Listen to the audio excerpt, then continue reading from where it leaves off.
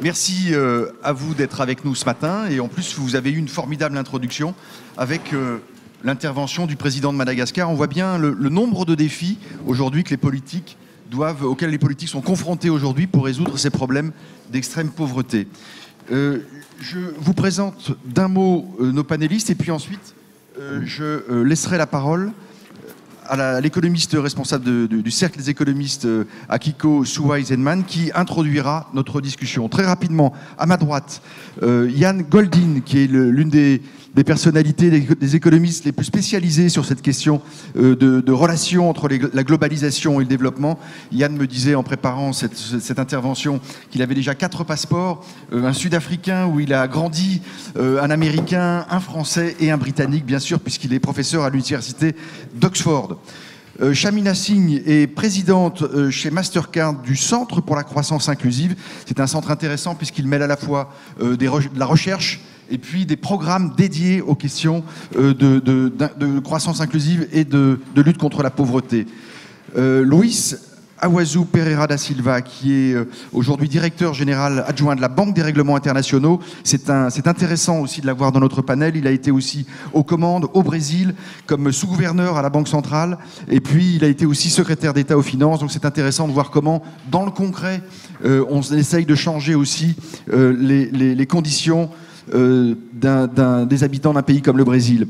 Et puis, Éric Lombard, PDG de la Caisse des dépôts. C'est très intéressant aussi d'avoir un éclairage français. On pourrait penser que l'extrême pauvreté ne concerne que les pays en développement. Eh bien, il y a aussi des problématiques françaises et de savoir ce que fait qu'un grand acteur public aujourd'hui, ça sera, sur ces questions-là, ça sera passionnant de partager ses expériences. Voilà, je passe la parole à Akiko pour être au plus vite dans notre sujet et qui va poser les grandes questions aujourd'hui qui concernent l'éradication de la grande pauvreté. Bonjour à tous. Cette année, le thème des rencontres sont les métamorphoses du monde. Parmi ces métamorphoses, il en est une majeure et positive. La pauvreté a reculé dans le monde.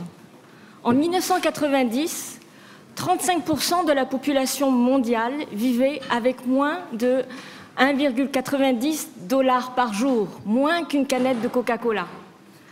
En 2013, c'est le cas d'un peu moins de 11% de la population mondiale, notamment grâce à l'essor de l'Inde et de la Chine. Et la communauté internationale veut aller plus loin encore. Les États membres de l'ONU ont adopté fin 2015 17 objectifs de développement durable. Le premier de ces objectifs est d'éradiquer d'ici 2030 la pauvreté extrême. Dans cette session, nous nous focaliserons sur la pauvreté extrême, c'est la définition absolue de la pauvreté. Je suis professeur, je suis désolée, donc même un dimanche matin, je vais vous rappeler les 2 définitions de la pauvreté. Il y a une définition absolue et une définition relative. Dans la définition absolue de la pauvreté, c'est la privation des ressources élémentaires pour survivre. D'où ce seuil de minimum vital de 1,90 $ par jour, corrigé de l'inflation. Cela concerne donc un peu plus de 10% de la population mondiale, certes, mais c'est moins de 2% de la population en Grèce ou aux États-Unis. C'est bien loin, ces 2%, des 20% en Inde, des 53% du Nigeria, des 76% de Madagascar. Madagascar est d'ailleurs le seul pays où le PIB en 2010 était inférieur à celui de 1960, et ce, sans guerre civile. La pauvreté absolue, vous le voyez, concerne d'abord principalement les pays en développement. Dans les pays développés, la pauvreté, c'est relatif, c'est rester en arrière des autres. Donc elle se définit de manière relative par rapport au reste de la population. En Europe, on est pauvre si l'on gagne moins que 60% du revenu médian. Le revenu médian, c'est le revenu après transferts sociaux qui sépare la population en 2. La moitié gagne moins que le revenu médian, l'autre moitié gagne plus. En France, le seuil de pauvreté relatif est d'environ 1 000 € par mois, 33 € par jour, pas 1,90. À ce seuil de pauvreté relative, un peu moins de 9 millions de personnes sont pauvres en France, soit 14% de la population. Et la moitié d'entre elles, de ces pauvres, vivent avec moins de 800 € par mois. Mais revenons à la pauvreté absolue. Un monde sans pauvreté extrême, n'est-ce pas là la dernière métamorphose dont on peut rêver? Est-elle désormais à notre portée? Passer de 10% à 0% va être sans doute plus difficile que de passer de 30 à 10. Car maintenant, on rentre dans le dur. La pauvreté est concentrée désormais, d'abord en Afrique subsaharienne, toujours dans les zones rurales et souvent dans des États défaillants, que ce soit des États en guerre ou des États prédateurs. L'objectif de faire disparaître la pauvreté extrême en 2030 est-il réaliste? Quelles sont les solutions qui marchent? Celles qui n'ont pas marché? J'aurai 3 questions que je voudrais poser à nos intervenants. Et je développerai parmi celles-ci surtout la première. La première question, peut-on se reposer sur la croissance, comme je vous l'ai dit, inexistante à Madagascar? S'il faut quand même intervenir, faut-il plutôt des infrastructures ou des dépenses sociales? Certains pays en développement ont utilisé activement différents outils de redistribution, comme les subventions alimentaires ou énergétiques, ou des programmes de workfare, donc on donne des transferts aux pauvres en échange de leur travail, ou encore des transferts conditionnels. On donne de l'argent sous condition de ressources et en échange, par exemple, de certaines actions comme scolariser les enfants. Ces mesures de redistribution ont navigué entre 3 écueils. Le premier écueil est le ciblage. On veut réserver le bénéfice des mesures aux pauvres, mais ciblées à un coût. Le deuxième écueil est le choix du bon mix entre protection et promotion. La protection, c'est assurer contre un revirement de fortune. Or, les pauvres vivent dans un environnement très risqué. Il y a beaucoup de revirements de fortune. La promotion, c'est donner les moyens de sortir durablement de la pauvreté, par la scolarisation, par exemple. Le troisième écueil, c'est comment réformer ces aides une fois qu'on les a attribuées. En ce moment, il y a des émeutes, souvent des émeutes. En ce moment, il y a des émeutes à Haïti parce qu'ils veulent essayer de supprimer les subventions à l'énergie. Deuxième question. Une des métamorphoses... Rapidement, Akiko, oui, parce qu'on a déjà débordé le temps. Une des métamorphoses dont nous avons traité ces 2 jours, les technologies numériques peuvent-elles apporter des solutions? Et troisième question, même si au niveau mondial, il y a un consensus fort pour la lutte contre la pauvreté, qu'en est-il au niveau national ou local? Y a-t-il vraiment une acceptation politique des mesures de lutte contre la pauvreté? Comment peut-on intervenir dans un État défaillant? Merci Akiko. Yann, c'est à vous.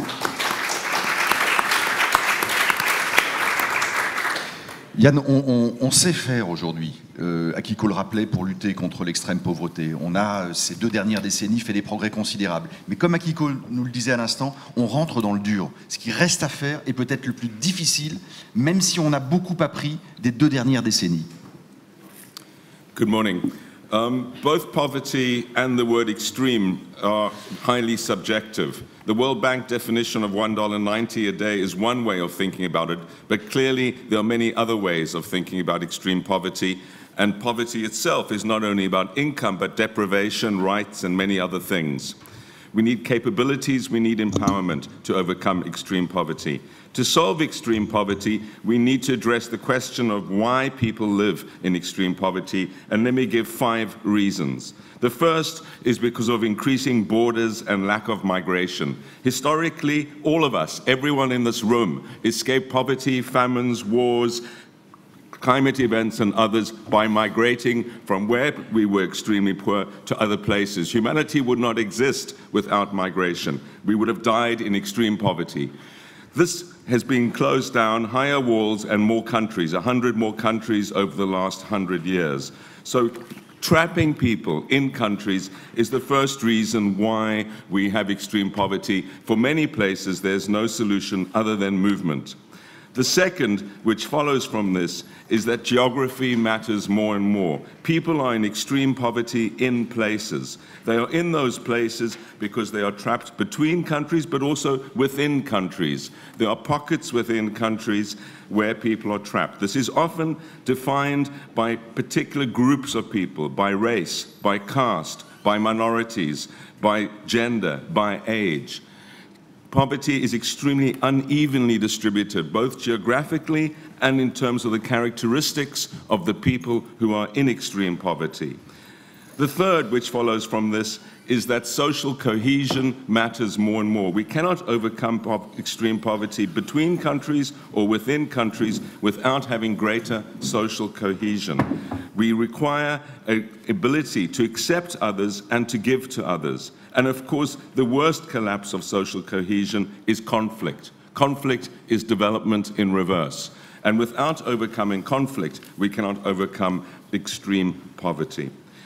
Macroeconomics matters, so do microeconomics. Without growth, without spend, without taxation, without more balanced budgets, we cannot overcome extreme poverty. What we have learned is extreme examples of self-harm, like austerity, like economic crises, lead to great increases in extreme poverty. And so managing macroeconomically, ensuring that we have the ability within our countries to tax and to spend is absolutely central. And of course, macroeconomic stability in avoiding financial crises. The financial crisis, I believe, was the cause of both Brexit and Trump, and many other increases in inequality within countries, and of course within Europe, has been a major source of extreme poverty, not least in southern Europe, in Greece, in Spain, and elsewhere, particularly amongst young people in particular places.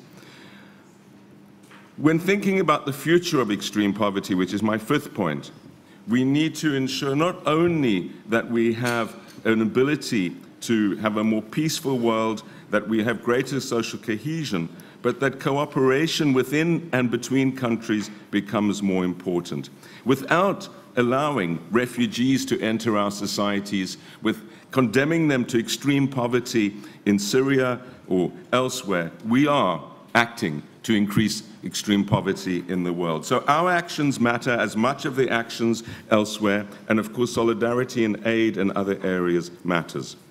I fear that many of the systemic risks rising in the world, like climate change, like the increased risk of financial instability, like the increased risk of pandemics, like tensions increasing in the world because of increasingly nationalist, protectionist, and xenophobic politics in the US and elsewhere, will increase extreme poverty. Less solidarity means more extreme poverty within countries and between countries. The future, of course, is also going to be rapidly transformational. Artificial intelligence will take jobs. We've done work in Oxford which suggests up to 40% of jobs in France, 60% of jobs in many developing countries are vulnerable. UBI is not the answer, but other forms of social solidarity will clearly be.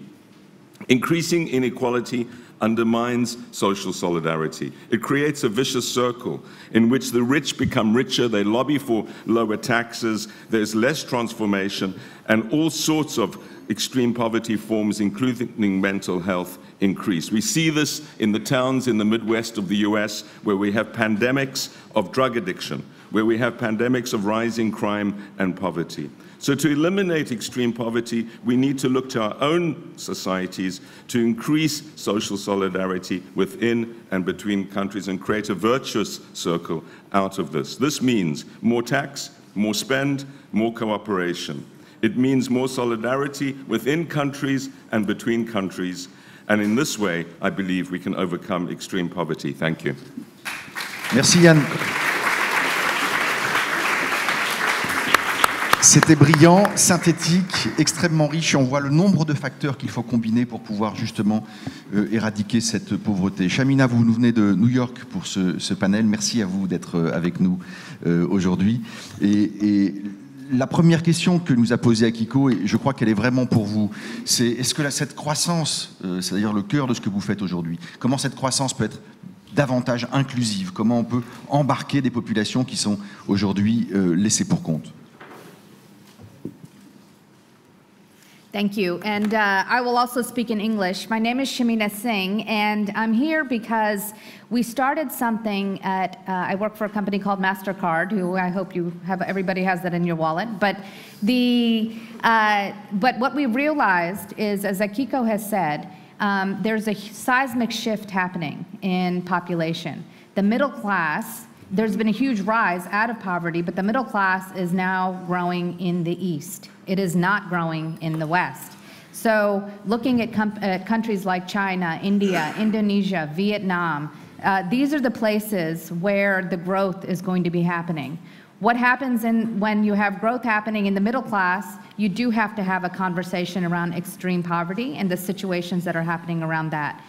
Akiko also mentioned that there is now something called the Sustainable Development Goals. So if you haven't had a chance to look at those, because the world has agreed, regardless of country or commitment or company, the world has agreed to a set of standards to reach by 2030, the first of which is alleviating poverty. So that requirement has allowed companies like MasterCard, like Unilever, the private sector, to join a conversation around poverty alleviation where heretofore they have not been a part of. What this means for us at MasterCard is we created something called the Center for Inclusive Growth. What this means is that to reach these SDGs, these Sustainable Development Goals, people are saying it's going to cost anywhere between $2.5 trillion to $5 trillion. Nobody knows the cost of what it's going to take to reach these ambitious goals. So what the center is doing is combining the power of the public sector with the power of the private sector to bridge the divide to solutions that these wonderful economists are talking about, the macroeconomic sense. What my job is to make sure that I take the theoretical and translate it into the practical, to make sure that there are programs happening on the front lines of inclusive growth. What does that look like? I'll give you two examples. One, we think that the power to unlock capital for small business is going to be one key critical piece of the growth. In many countries, small businesses cannot access credit, cannot access capital to grow their businesses. Who are the drivers of growth? Small businesses. So if you don't have a credit score, if you don't have collateral, if you happen to be a woman, you are much less likely to be able to start a business or grow a business than if you're not. So one of the programs that we are looking at right now is actually in partnership with Unilever. So these are two private sector companies coming together to leverage adjacent assets for social impact. In MasterCard's toolkit, we have money, we have research, we have expertise, we have data, and we have the largest network in the world. So MasterCard is in 200, everybody knows, MasterCard is in 210 countries and territories. So the transactions that are happening between buyers and sellers all over the world, it's an enormous source of information and learning. So what the center is doing is taking those learnings, combining it with the footprint, with the supply chain of a massive company like Unilever, where we also know that everybody in the world is buying some sort of product from Unilever, whether it's one bar of soap, one sponge. In Africa, they're buying Unilever products. What we've realized is that the data between the small business owner and their purchasing power for Unilever is creating a pattern of buying and selling. So it's letting us understand that these people are creating wealth in their communities. We're taking that data and translating it to our banking partners as proxy for credit score. So it's a massive disruption in the idea of how you create wealth, how you access capital, how you use collateral, especially if you're living in extreme poverty because it turns it upside down. So no longer will you have to go to a bank and say, and put everything on the line with the bank. What it's saying is, I have an ability to buy and sell and purchase every day. You have my data because I'm buying Coca-Cola and selling it. I'm buying Unilever product and selling it. And what we're saying is, working with our banking partners to say, recognize this transaction as proxy for credit and unlocking the power of capital and credit. In Kenya's case with Unilever for 40,000 merchants, and we're just getting started. Thank you.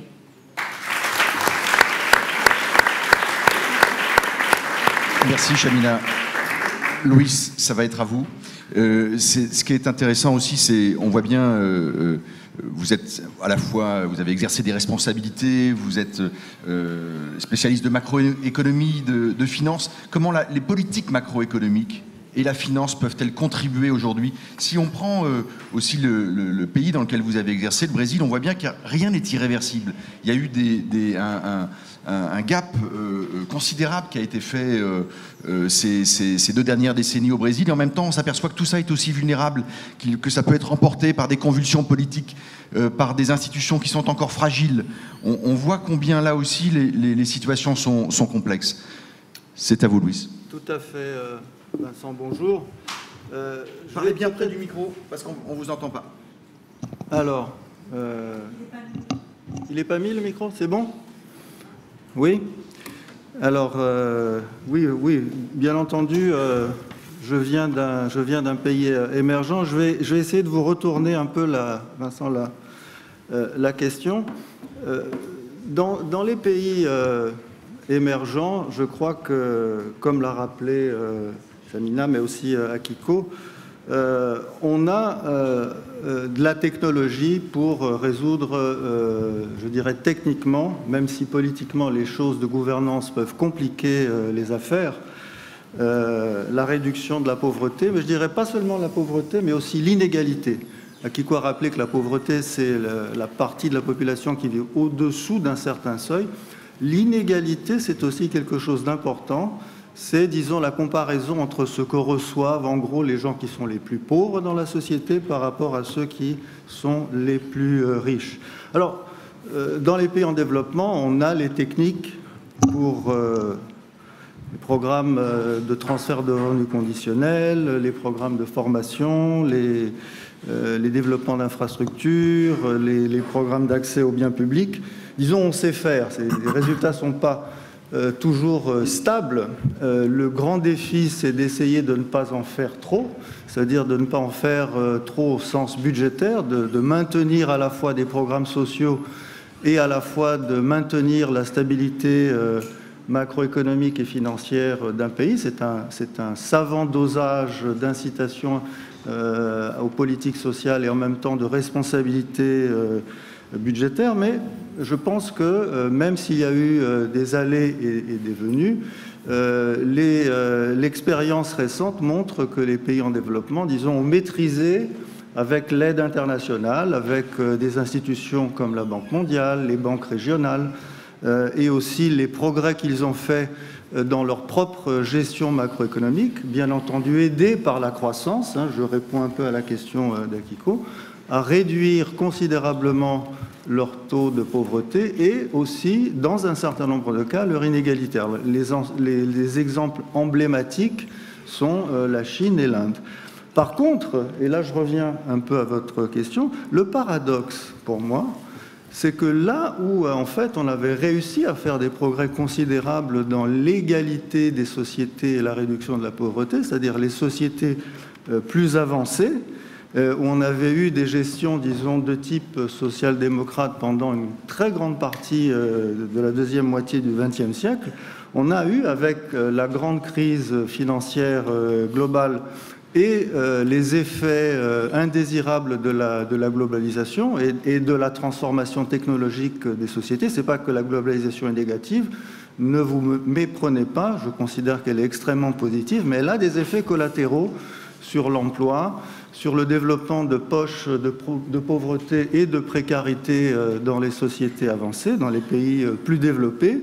Et on sait maintenant que ces poches de précarité, ces poches de pauvreté, cette localisation très particulière au niveau géographique des effets de la désindustrialisation, elle a provoqué un certain nombre d'effets très nocifs et très indésirables au niveau des réflexes plutôt conservateurs, populistes, repli sur soi, nationalisme et finalement des replis protectionnistes. On est en train de voir aujourd'hui ce que ça donne dans un certain nombre de pays avancés, comme en Grande-Bretagne avec le Brexit, comme l'élection d'un certain nombre de gouvernements qui sont des gouvernements de repli sur soi et non pas de participation à une croissance globale partagée. Alors, néanmoins, il faut avoir une vision, je crois, optimiste. Il y a des technologies dans les pays avancés qui permettent également de résoudre ces problèmes particuliers, cette espèce de retour en arrière vers le populisme et le repli sur soi dans les pays avancés. Il y a une panoplie de programmes sociaux à mettre en œuvre, il y a des programmes de formation. On sait très bien que le défi, comme le disait, je crois, Samina, c'est la réinsertion d'un certain nombre de personnes qui sont donc exclues aujourd'hui sur le marché du travail avec des programmes de qualification.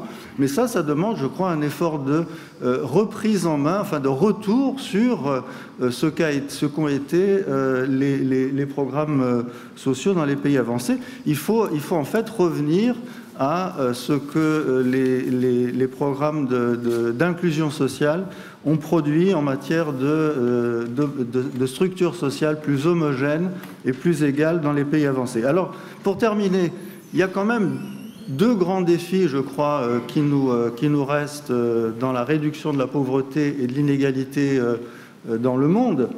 Le premier, c'est qu'avec la quatrième révolution industrielle, on va avoir des changements dans le marché du travail, à la fois dans les pays avancés, on va avoir moins d'offres de travail, on va avoir une robotisation, donc on va avoir des problèmes de qualification de la main-d'œuvre dans les pays avancés, mais également on va avoir dans un certain nombre de pays en développement ce qu'on appelle une déindustrialisation précoce, c'est-à-dire la perte d'emplois qui ont été créés récemment avec l'industrialisation en Chine ou dans un certain nombre de pays du tiers-monde. Deuxième chose, c'est que quel genre de modèle de société et de production on va proposer pour réduire la pauvreté et l'inégalité dans les pays en développement? Est-ce qu'on va par exemple avoir la Chine et l'Inde qui vont se mobiliser pour avoir le même mode de vie et le même mode de consommation que, par exemple, les États-Unis?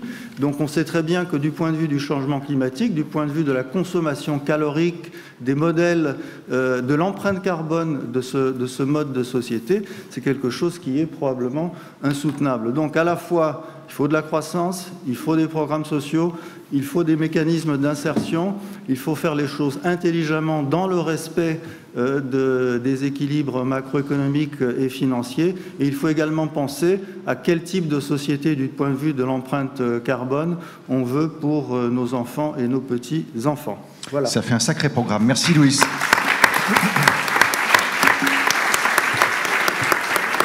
Éric, certains pourraient s'étonner de vous voir de vous entendre dans ce panel. Et pourtant, la Caisse, qui est un acteur majeur de financement, un acteur public, est tout à fait concerné par cette question de poche, pour reprendre un mot qui a été utilisé plusieurs fois par différents panélistes, de poche de pauvreté, voire d'extrême pauvreté. C'est aussi ce que vous voyez ? Merci Vincent. Oui, je suis surpris que certains s'étonnent, puisque malheureusement la pauvreté en France est un problème, et je pense que c'est d'ailleurs un problème aussi pour la démocratie en France. La pauvreté en France, comme vous l'avez dit, ou comme l'a dit Akiko, c'est un revenu mensuel de à peu près 1 000 euros, 1 015 euros par mois après prestations sociales. 14% des Français sont au-dessous de ce seuil, dont 700 000 travailleurs pauvres. On peut travailler et être pauvre. Il y a aussi un seuil de l'extrême pauvreté, c'est le thème de la table ronde, qui est à 677 euros par mois. Et on a 4% des Français qui sont au-dessous de ce seuil. Il y a en France 4,8 millions de personnes qui ont recours à l'aide alimentaire. Il y a 4 millions de mal logés. Et il y a 3 millions d'enfants pauvres. 3 millions d'enfants pauvres. Où est cette France pauvre ? En fait, elle est tout près d'ici. il y a une sorte de Z, la lettre Z qui barre la France. Les zones de pauvreté, c'est le nord, les Ardennes, et puis le centre de la diagonale du vide, centre de la France, et puis aussi le Languedoc-Roussillon, et puis c'est aussi les métropoles. Là où il y a le plus de pauvres, c'est à Paris, bizarrement. Et je ne parle pas de pauvreté relative, mais de pauvreté absolue. Quand on est directeur général de la Caisse des dépôts, on visite la France avec un œil différent, puisqu'on la visite avec les élus sur le terrain. Quelques exemples en passant. Denain, dans le bassin minier, un tiers de la population vit avec moins de 7 500 € par an, un niveau de vie inférieur à celui que nous avons outre-mer. Dans le nord de l'Aisne, dans certains logements sociaux, certaines familles sont à la 3e génération où les enfants ne cherchent même plus d'emploi. On considère que c'est absolument hors de portée géographique et en termes de formation. Dans le sud, près d'ici, il y a des zones entières où les enfants ne sont pas scolarisés. Et on n'arrive pas à les conduire à l'école. Certains quartiers où j'ai vu que les déchets étaient jetés à la rue. La ville en ramasse 1 tonne par jour dans la rue, pas dans les poubelles. À Grasse, ville magnifique par ailleurs, le centre de la ville de Grasse, c'est une ville où il y a des taudis. Le maire, très courageusement, a entrepris de démolir les vieux bâtiments et d'en reconstruire 4 à la place de 5. Tu veux dire que le coût est important, mais je pense que c'est essentiel de faire ça. Et puis aussi dans la ruralité, où il y a par ailleurs des initiatives extrêmement ambitieuses. Une initiative qui s'appelle Territoire zéro chômeur de longue durée. Concrètement, ça veut dire que des gens dans des associations prennent par la main des gens qui sont au chômage de longue durée, essayent de les réinsérer. Alors, est-ce que nous avons des outils? Oui. Mais je pense qu'il faut bien comprendre que les outils pour lutter contre la pauvreté, moi l'image qui me vient à l'esprit, c'est le jardin japonais, où les jardiniers ont une pince à épiler et traitent ça feuille par feuille. Parce qu'en réalité, c'est du traitement individuel. Quelques exemples sur la pauvreté des enfants, qui est un sujet important pour lequel un délégué interministériel a été nommé, Olivier Noblecourt, avec lequel nous travaillons. C'est des structures d'accueil avec l'aide sociale à l'enfance dans les quartiers, c'est des centres d'hébergement, c'est le soutien des mères célibataires. La formation est évidemment un élément essentiel. Les demandes de formation, 68% des demandes de formation émanent des demandeurs d'emploi. Vous avez peut-être vu que la Caisse des dépôts va être chargée probablement, le Parlement est en train de le voter, du nouveau compte personnel de formation. Il est essentiel que l'accès à la formation soit ouvert et on va le faire au travers d'un site internet qui va être un site qui permettra d'organiser une sorte de TripAdvisor des formations pour que les personnes sachent comment se former. Mais si on parle d'Internet, la fracture digitale est aussi un souci pour l'accès aux services publics et c'est pour ça que nous déployons en partenariat avec La Poste les maisons de services au public de façon à ce que le retrait des services publics nationaux soit compensé par ces maisons. Il y en a aujourd'hui 500, il faudra demain qu'il y en ait 2000 et l'objectif à terme c'est qu'il y en ait 7000 pour que dans tous les endroits de France, les gens, notamment les gens pauvres, aient accès aux services publics et au digital. La formation, c'est aussi des sujets très, très concrets. On a mis en place avec notre filiale CDC Habitat un dispositif emploi habitat où les équipes de l'AFPA, l'Agence de la formation professionnelle des adultes, sont projetées au pied des immeubles pour aller vraiment chercher les gens dans les immeubles. C'est un travail de bénédictin. Depuis sa création, 3300 entretiens seulement. Et 10% des personnes avec lesquelles nous avons eu un entretien ont trouvé un job. Mais c'est malgré tout quelque chose d'essentiel. Et puis le dédoublement des classes, je reviens à l'éducation dont a parlé le Premier ministre, qui est un élément important. La pauvreté, c'est aussi le logement. En France, 17% vivent dans le logement social, et ça, c'est pas forcément des gens qui sont pauvres. Nous avons à la Caisse des dépôts, vous me demandiez le rapport entre la Caisse des dépôts et la pauvreté, une filiale qui s'appelle Adoma, qui s'appelait auparavant Sonacotra, le nom est encore mieux connu, où nous logeons 88 000 personnes en difficulté. Des migrants, mais aussi des gens en situation de grande pauvreté. Et c'est quelque chose qu'il faut développer parce qu'évidemment, le logement, c'est essentiel. Et puis, deux exemples pour terminer. Le médical. Les pauvres ne se soignent pas malgré les récentes avancées de la sécurité sociale. Et il faut mettre des maisons de santé dans les quartiers dits politiques de la ville, qui sont les quartiers en France les plus en difficulté. Nous les finançons, nous les mettons en place. Et puis s'occuper aussi des retraités pauvres. Et il y a une initiative intéressante qui est en train d'être testée. Pour le moment, c'est un test. Ça s'appelle le viager social, puisqu'on peut être pauvre et être quand même propriétaire d'un petit logement avec une petite retraite. Et le viager social, ça revient à financiariser son logement. de façon à financer d'abord les soins à domicile, et puis éventuellement après les soins en EHPAD. Le fait que ce soit fait avec un acteur public comme la Caisse des dépôts garantit qu'on n'abuse pas de la situation de faiblesse de ces personnes. Alors, pour conclure, quelles sont les leçons qu'on peut tirer de ces initiatives, et il y en a heureusement des dizaines d'autres qu'on pourrait citer. En fait, la lutte contre la pauvreté, c'est un problème de terrain, c'est un problème très concret. Ce n'est pas un problème de grandes structures nationales qui mettent des grandes politiques nationales, même si ça peut aider. Et avec le gouvernement, on a lancé il y a quelques mois une politique intéressante dans son fonctionnement qui s'appelle Cœur de ville, qui consiste à rénover le centre de 222 villes moyennes. Et c'est une politique qui part des projets des élus et qui, en fédérant l'action des élus et d'agences nationales, vise à mettre à leur disposition ces moyens.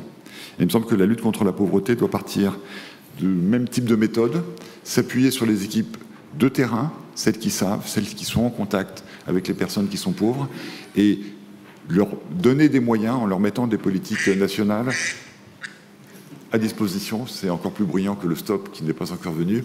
Donc, mettre à disposition, pas parler, en fait, c'est parfait. Je conclurai par cela.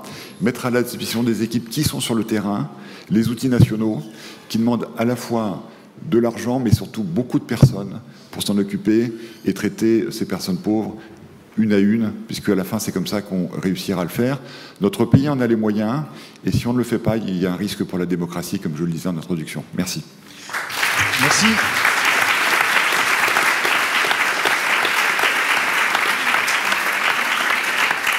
Le temps court très vite, il nous reste quelques minutes. Est-ce qu'il y a des questions de la salle? On aimerait bien pouvoir dialoguer un peu avec vous. Ça serait bien qu'il y ait une ou deux mains qui se lèvent. Ah ben voilà, il y en a plus que... Monsieur, devant... Madame derrière, je crois, voilà, ici. On va prendre 3 ou 4 questions, s'il peut y en a. Allez-y, madame. Bonjour, question très courte, s'il vous plaît, parce qu'il nous reste très peu de temps. Oui, avec 2 milliards de seniors en 2050, comme l'a dit la BPI, est-ce que l'extrême pauvreté ne se situera pas surtout chez les personnes de grand âge? Excellente question, merci madame. On va reprendre, si vous voulez, s'il vous plaît, rapportez le micro par en bas. Oui, pardon. Venez par en...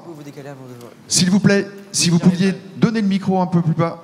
Voilà, le monsieur ici sur la gauche.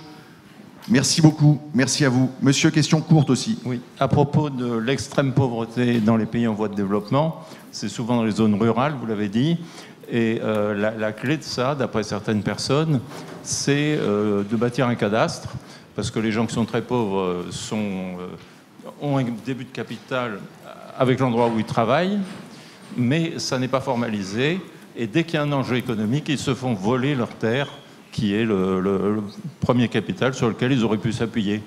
Et je vois qu'à Haïti, par exemple, on déverse énormément d'argent et d'idées, mais le cadastre n'est pas au point, ce qui aboutit à... ça ne sert à pas grand-chose. Je voulais avoir votre avis sur le fait de développer avant tout le cadastre. Merci, monsieur. Il y avait une question ici, 2 devant. On va prendre les 2 dernières devant. Monsieur, et derrière, ça sera madame. Monsieur le directeur général, vous avez parlé des territoires zéro chômeur de longue durée qui se fondent sur l'idée que tant qu'il y a des besoins non pourvus, c'est une aberration d'avoir des demandeurs d'emploi, puisqu'il y a ce besoin d'emploi, et qui proposent des emplois à des personnes qui peuvent être en difficulté. Est-ce que vous pensez que cette initiative peut être généralisée sur le territoire français? Madame. Oui, bonjour, merci.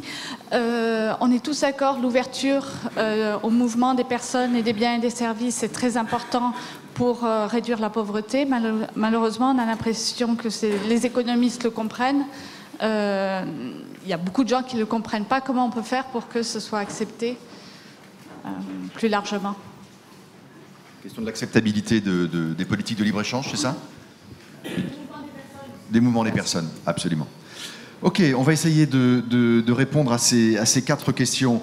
La question des seniors, lequel d'entre vous aimerait parler des seniors? Yann, peut-être? Là, je l'ai un peu désigné, je sens. Hein. Let me try and briefly answer all the questions. Every place has very different distribution of who's in extreme poverty. In some places, it's the most elderly people. In other places, it's the youngest people. And when you look at the data on extreme poverty around the world, It really is defined by place and by country. Clearly, elderly people that depend on fixed incomes, when there's inflation or when there's very low returns on yields, as there is now, their income reduces and their poverty increases. The reduction in social solidarity, and many people die in their places where they live, is another element of those. So dealing with the transfers and dealing with solidarity is key. The question on rural zones, I believe, is an extremely interesting one, and also, of course, relates to the question of corruption. Land rights can improve things, but poor people are always, wherever they are, the most vulnerable people to risks. And of course, the poorest people live in the most risky land, in the most fragile land. So things like climate change, extreme weather, will rapidly increase extreme poverty. I don't believe the future for people is going to be to stay necessarily in rural areas. We need to be able to create jobs in urban areas. And all the evidence is dynamic cities are the place where we get income growth. Of course, the anti-corruption thing is absolutely central. The question of why economists agree that migration is a good thing, but the population think it's a very bad thing, is absolutely at the center of the disconnect between the experts and the politics, wherever. And I wrote a book, Exceptional People, just to deal with this issue. My view is that it's rather like trade reform. The benefits are long-term and national of migration, and the costs are local and short-term. And so you need to be able to assure people that higher levels of migration will not affect them negatively. It will not lead to reduction in their wages. It will not reduce the places of housing, reduces school places, and that they can live the life that they've always lived in and want to live. And I think we need to respect this democratic right of people to protect their environment and their communities in this way. So it's a question of solidarity. It's a question of ensuring that we distribute migrants. It's a question of ensuring that we control the numbers, and I believe the answer is in a bargain in which we have more people, but more rights for people. In other words, we know we have identity, they pay taxes, they have social security, etc. And so it's that framework of how you create a framework for accepting more people, but ensuring that your society feels more comfortable. It's important. It's not only about the economics. The one thing we've learned from the last 10 years is that economics does not rule politics. Merci. Eric, il y a deux questions pour vous aussi. On fait très rapidement parce qu'on est presque au terme de cette session. Oui, très vite. Bon, sur territoire zéro chômeur de longue durée, malgré la densité de professeurs d'économie dans la salle, je me risquerais une réponse un peu économique. Le sujet, c'est de buter contre le secteur concurrentiel. Dans les territoires ruraux, c'est assez facile de développer des offres qui ne sont pas fournies par les entreprises. C'est plus compliqué dans les villes. Ayant dit cela, je pense qu'effectivement, il faut développer ce type d'initiative, y compris dans les villes, avec des règles claires. Et puis une question sur la pauvreté des seniors. J'oserais une pirouette, mais qui est plus sérieuse qu'elle en a l'air. Former les jeunes, c'est quand même une bonne façon d'éviter qu'ils soient pauvres plus tard. Donc attaquer le problème à partir de l'enfance et de la jeunesse est quand même quelque chose de tout à fait décisif. Oui, Louis, un mot très court. Et ensuite, c'est Akiko qui conclura. Un mot très court.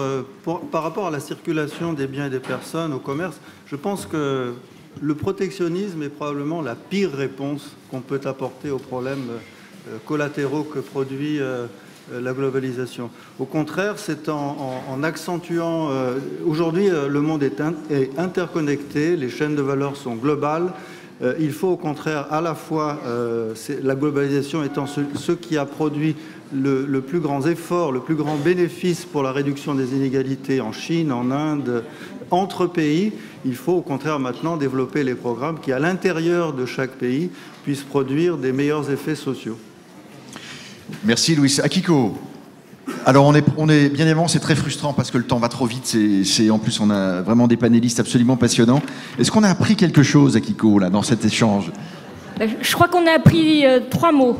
Le premier mot, c'est cohésion sociale. Une volonté de cohésion sociale qui doit se traduire dans les politiques macroéconomiques et dans la politique microéconomique, chez les acteurs publics et chez les acteurs privés. Le deuxième mot, c'est, attention, la migration. C'est aussi une des solutions à la pauvreté. Migration nationale, rurale vers urbain et aussi internationale dans le cas des réfugiés. Je vous invite à écouter la session suivante. Troisième mot que j'aime beaucoup, c'est jardin japonais.